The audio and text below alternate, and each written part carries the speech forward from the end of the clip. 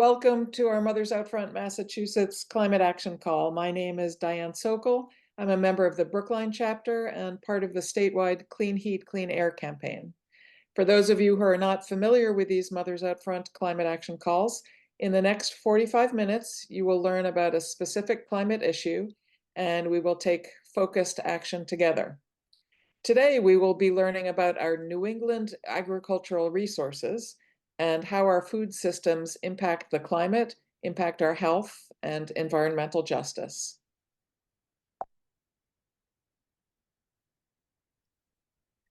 Before we get going, I'll quickly go over a few norms for this meeting. Please rename yourself in Zoom to include your name, your city or town, and if you like, in an organization that you're with. Be sure to mute yourself when we are together in the main room if you're not already muted. You can use the chat to share comments or questions during the call, and closed captioning is available. You should be able to access that tool at the bottom of the screen.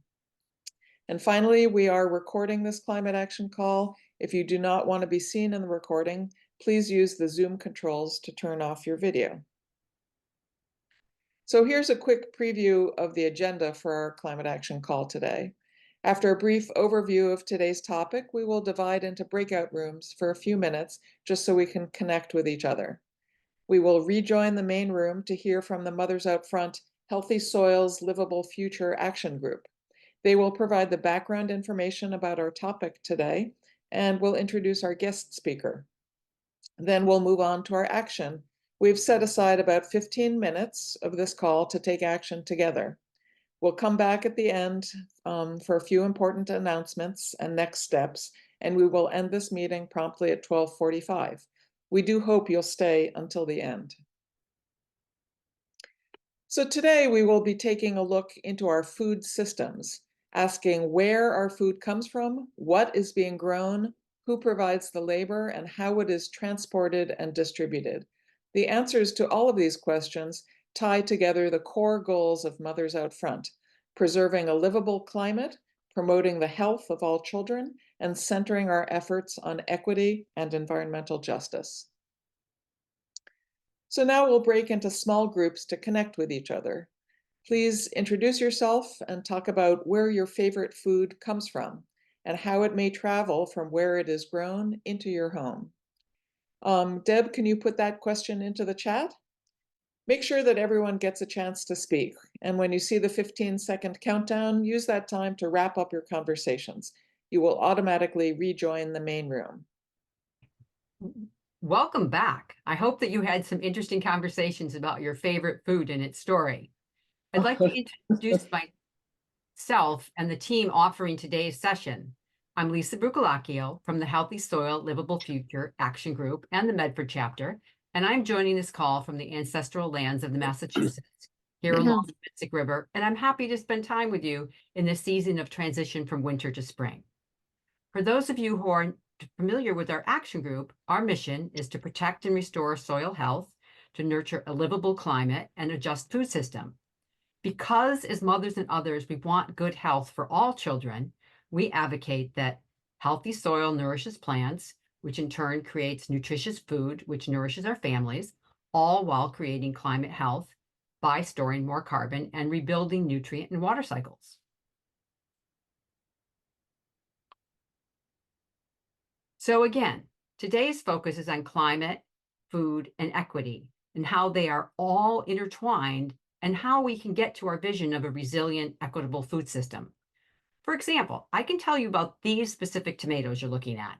They were grown at Freedom Food Farm in Raynham, Mass. It's an organic, regenerative, local farm that takes care of their employees, and these tomatoes did not have to travel very far to be eaten. But if we consider the grocery store tomato, what do we really know about it?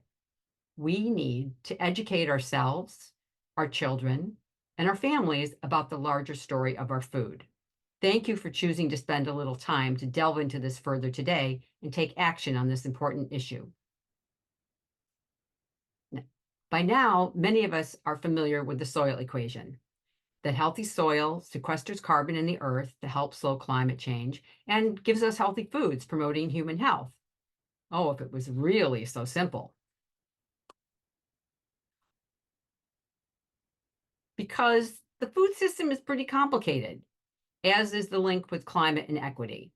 You can take a moment to look at this chart of our food system, and you see that there is a lot going on. And you will also see that transportation shows up pretty often. Every part of this diagram has some sort of environmental, economic, or equity impact. This image is flooded farm fields in Lancaster from last summer. Extreme weather events are just one aspect of climate change that can impact agriculture. Climate and the food system affect each other. Depending on agricultural methods, farms can either sequester carbon or contribute to carbon emissions. Transportation impacts carbon emissions and air quality, talking about how far your favorite food came to you. Fertilizers and pesticides degrade soil, animal, and human health. Water cycles are impacted by land use decisions and are affected by increased extreme weather, just to make the circle around. And then there are equity impacts. Does everyone have access to the food they want to eat? Who is doing the work of growing our food? What conditions do they work in and how are they paid? These are all environmental justice concerns. To start addressing these concerns, our action group is committed to the Food Solutions New England Racial Equity Challenge. This challenge is developed to inspire us to action, to deepen our understanding of racism and the links to the food system, to make changes in our work individually and in groups, and increase our willingness to confront racism to build a world that is equitable and just. So the challenge is a self-paced learning journey with a food systems focus. Don't worry, it isn't about changing how you eat for 21 days, but how we think and feel about food and racial equity and environmental justice and all the ways that interconnect. You learn on your own time, when you want. You can be as engaged and do as much as you want or as little. There's just a lot of information that is provided for you to explore and opportunities for reflecting with others if you want to. You'll learn more about getting signed up for this later. But right now, we are grateful to have Christina join us to expand on these interconnected topics by briefly sharing some of the related work of the Massachusetts Food System Collaborative. Due to limited time, we will not be able to dig deeply into the materials she will introduce today, but please know that there are related links in the toolkit to learn more, and we encourage you to do so. The Mass Food System Collaborative was created in 2015 to implement the Massachusetts Local Food Action Plan and has become integral in regional food system planning in New England. Having stepped into the role of executive director just this past year, Christina brings a range of experiences applying her legal background to food policy work, municipal and state government positions, and higher education. So Christina, thank you very much for joining us today. Hello, and thank you for having me today. The Massachusetts Food System Collaborative's mission is to support collective action toward an equitable, sustainable, resilient, and connected local food system in Massachusetts. To do this, we provide space for individuals and organizations to convene and collaborate.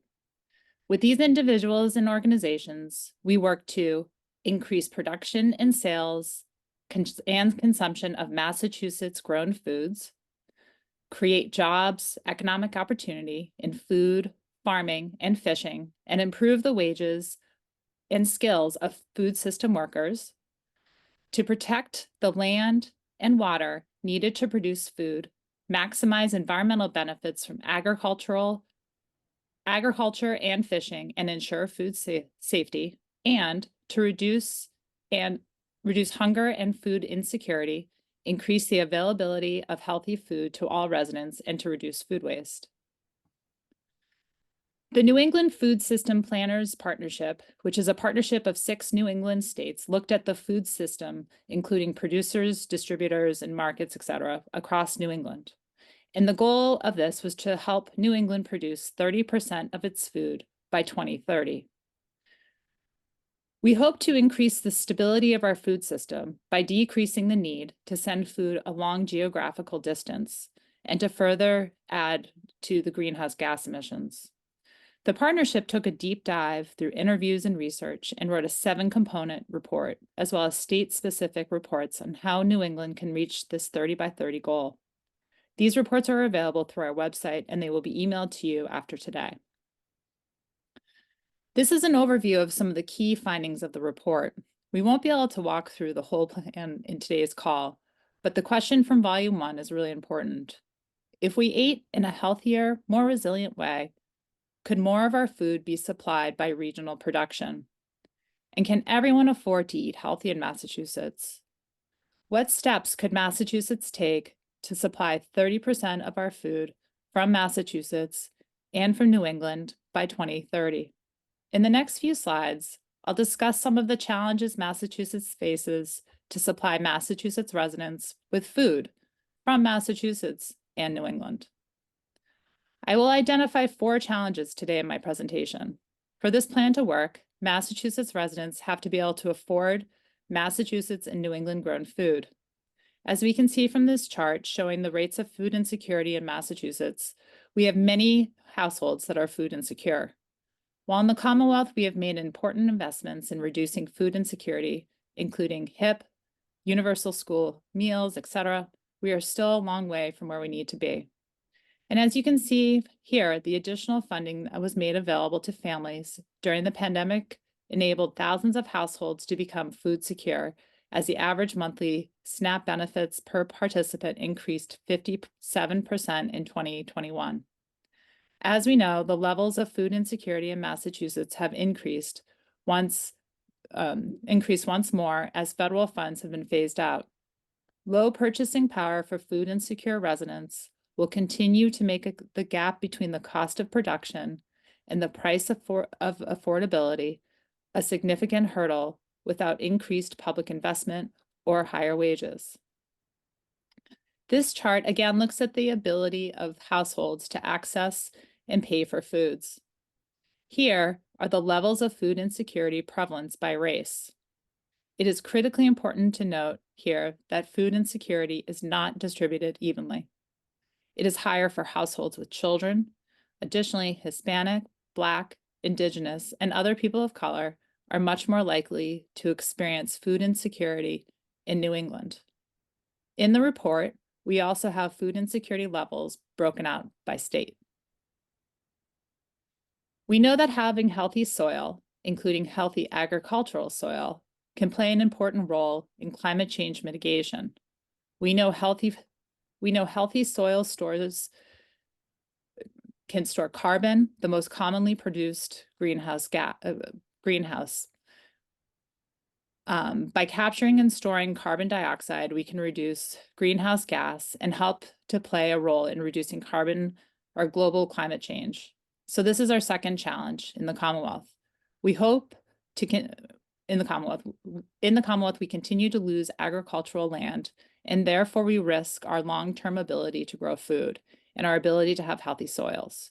We know in Massachusetts, we continue to lose our agricultural land base over time. While this has stabilized somewhat over the past 10 years, our research shows we need to maintain our existing productive agricultural land, better utilize acres of otherwise existing agricultural land, and have new acreage for agricultural production in order to achieve our 30% by 2030 goal. Clearing acres for agricultural use may include using acreage that was not previously used due to weeds or shrubs or being too small for farm equipment. This chart shows the loss of agricultural lands from 1945 to 2012. And we know from the 2022 agricultural census that this loss continues today. Another challenge facing our success in the 30% by 2030 is around racial equity and farmland ownership. In 2020, 28.7% of New England's population was made up of people of color. However, farms with any producer reporting race or ethnicity, such as Hispanic or Latino, Black, Indigenous, or Asian, along or in combination with other races, made up just 4.9% of farms, working just 2.5% of farmland. This is a real problem. From our Agricultural Equity Network, we are hearing about additional barriers that farmers of color face in accessing credit, land, federal and state resources, technical assistance, among others. These barriers sideline farmers who have been successful except for their ethnicity or the color of their skin. We are working to identify policies that will help BIPOC farmers to better access both land and resources. The last challenge I will discuss is how our food system can be better prepared for the impact of climate change. This slide shows the projected risks of climate change by county for things like extreme rainfall, hurricanes, sea level rise, water stress, wildfires, and heat stress. Obviously, sea level rise is a big threat to our coastlines across New England states. As previously discussed across New England, we need more acreage in agricultural production to achieve our 30% goal, whether this is by better utilizing the agricultural land we have or by cleaning up potential agricultural land. The prospect of losing a lot of valuable land and soil to sea level rise will put even more pressure on our food system. But New England has the capacity, ability, and ingenuity to create a food system that is more self-reliant. The current system does present several barriers. In order to create a more self-reliant food system development entities must work collaboratively to identify policies and investments that support public and private supply chain businesses and infrastructure. Building a more resilient, strong regional food system would mean more jobs, a healthier populace, and greater stability of our economy, workforce, and supply chains. So what can we do?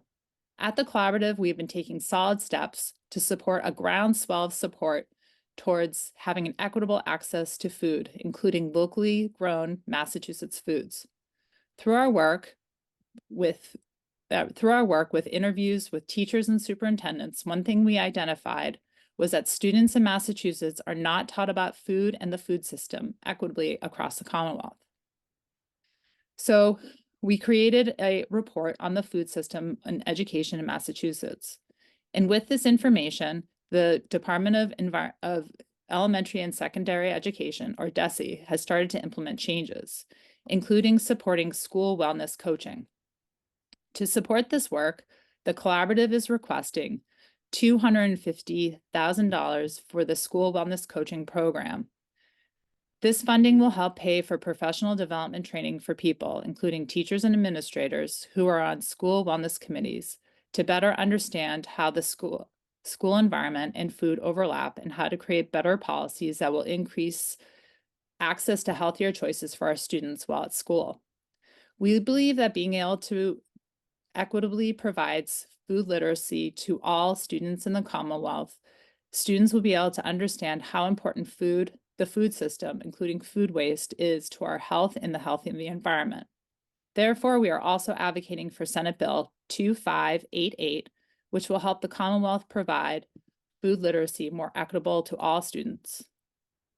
A second policy action you can take is to advocate for HIP funding.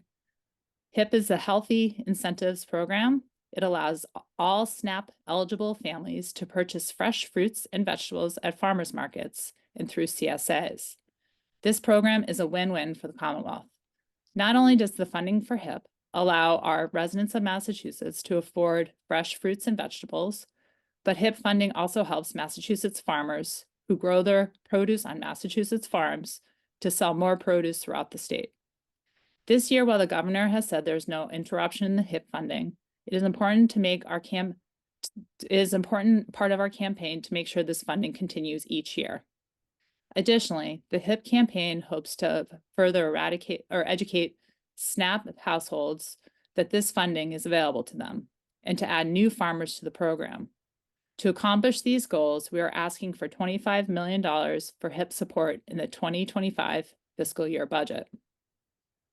While the Massachusetts food system moves towards being more climate resilient, we need policies that will encourage Massachusetts residents to purchase Massachusetts grown foods.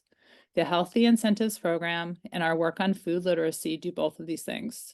Therefore, we are asking folks to email their legislators and support HIP funding at $25 million and support our budget ask of $250,000 to support the school wellness coaching program, as well as our food literacy bill, Senate Bill 2588.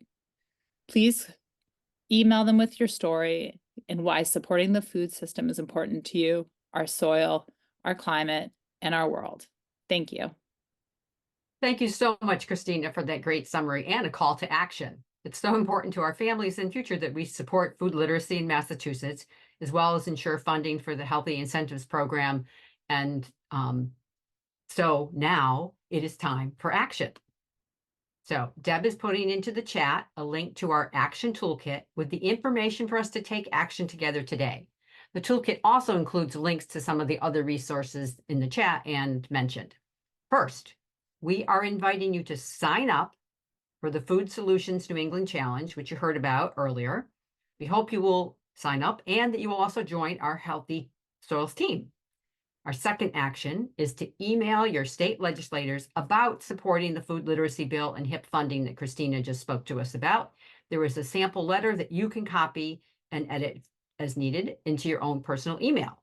And we have a bonus action to find out who in your community, the name or the organization, might be part of a food policy council or the equivalent. And is there a way for you to get involved or to learn more at the local level? You will find all the directions for these actions in the toolkit, the link that we are putting into the chat.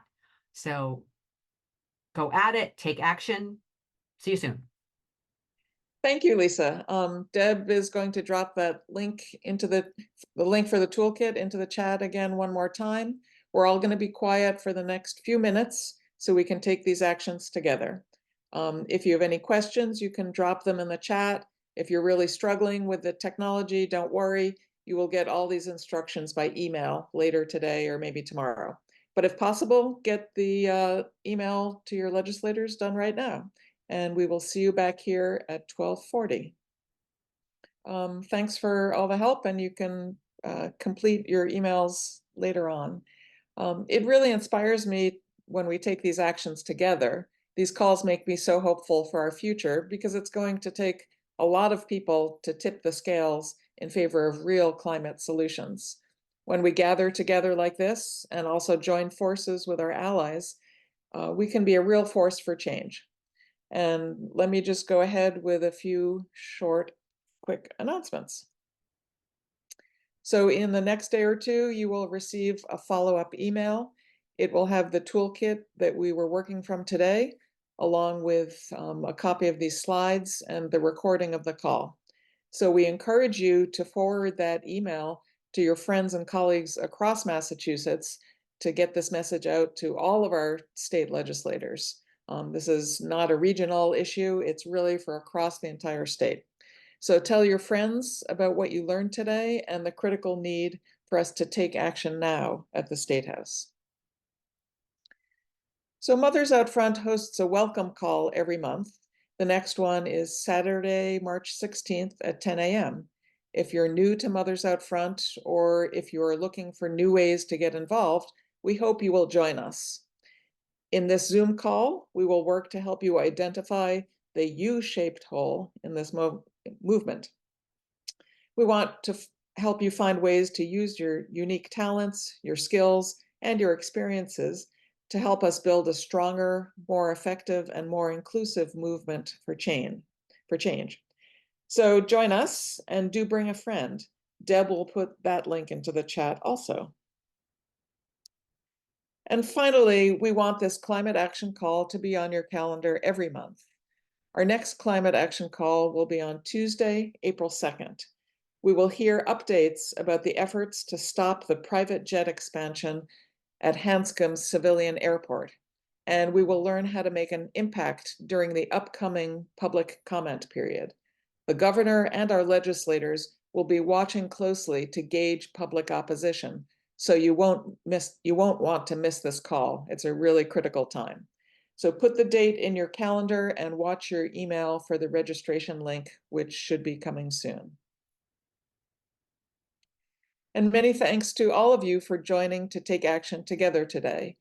Special thanks to the Healthy Soils Livable Future Action Group and the Massachusetts Food System Collaborative for organizing this call. And always to our tech support team working behind the Zoom screen here. So do watch your email for the follow-up info to share with others and spread our action. We hope that we will see you again next month, Tuesday, April 2nd at noontime. Thank you.